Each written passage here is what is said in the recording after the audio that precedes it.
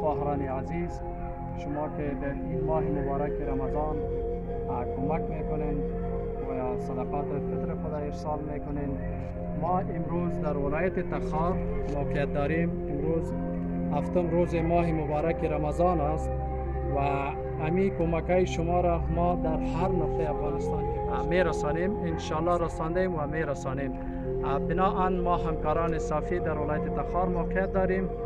قسمی که شما میبینین اینها همه وارثین شهدا، ایتام، مستحقین و همشیره بیوه هم ما ایجا داریم.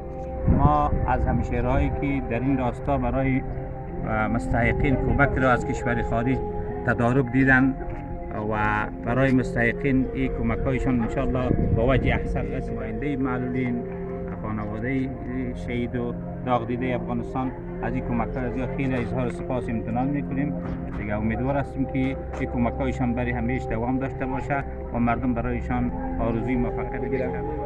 ما از مؤسسه دفاع اجتماعی که امروز روز هفتم ماه مبارک رمضان است، یک کمکی که برای برادرای مستحق ما صورت گرفته، از این مؤسسه و از این کارکنانها ما اظهار تشکر میکنیم. مستحقمان و موقع کمک و همکاری لازم صورت بگیرند.